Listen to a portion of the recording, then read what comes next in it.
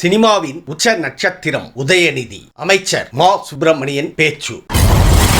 அதிமுக ஐசியூவில் அட்மிட் ஆகும் நிலை ஏற்படும் துணை முதல்வர் உதயநிதி.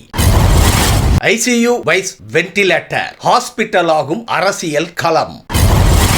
அதிமுகவின் முன்னாள் அமைச்சர் செங்கோட்டையன் வாழ்வில் செய்த முக்கிய தவறு. அன்பு தமிழ் நெஞ்சங்களுக்கு மெர்சல் கெலாட்டாவின் அன்பு வணக்கம். வாங்க இன்றைய காணொளி இதோ. சைதாப்பேட்டையில் நடந்த விழாவில் அமைச்சர் மா. சுப்பிரமணியன் துணை முதலமைச்சர் உதயநிதி ஸ்டாலினின் அரசியல் வருகை பற்றி பேசியது தற்போது வைரலாகி வருகிறது. அதாவது திரைத்துறையின் உச்ச நட்சத்திரமாக உள்ள நீங்கள் விழா மேடையில் இருந்து இறங்கும் போது முழு நேர அரசியலில் ஈடுபடுவேன் என்று சொன்னால் நன்றாக இருக்கும் என 2018 தான் கூறியதாகவும் அவர் அதை ஏற்றதாகவும் தெரிவித்துள்ளார்.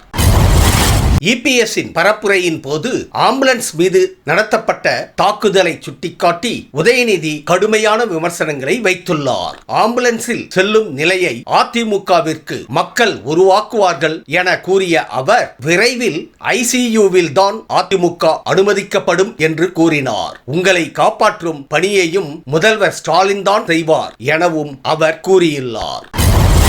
தமிழக அரசியல் களத்தில் துணை முதல்வர் உதயநிதி, இபிஎஸ், அமைச்சர் சேகர்பாபு ஆகியோர் வைத்த விமர்சனங்கள் தற்போது பேசு பொருளாகி உள்ளது.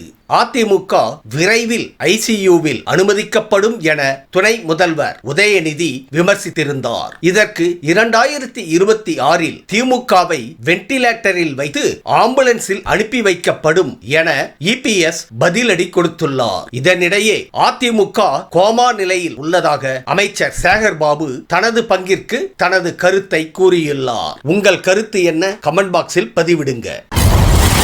அதிமுகவில் அதிமுக்கியத்துவம் வாய்ந்த தலைவராக இருந்தும் செங்கோட்டையின் பக்கம் நிற்க இரண்டாம் கட்ட தலைவர்கள் தயக்கம் காட்டுகின்றனர். அதற்கு அவரது கடந்த கால செயல்பாடுகளே காரணம் என அரசியல் நோக்கர்கள் கூறுகின்றனர். குறிப்பாக தலைமையிடம் விசுவாசமாக இருந்தாலும் நிர்வாகிகளிடம் அதனை அவர் காட்டவில்லையாம். அதோடு 2017 முதல்வர் நாற்காலி அவரை தேடி வந்ததை தவறவிட்டது பெரும் தவறு என்று கூறுகின்றனர். உங்கள் கருத்தை கமெண்ட் பாக்ஸில் பதிவிடுங்க.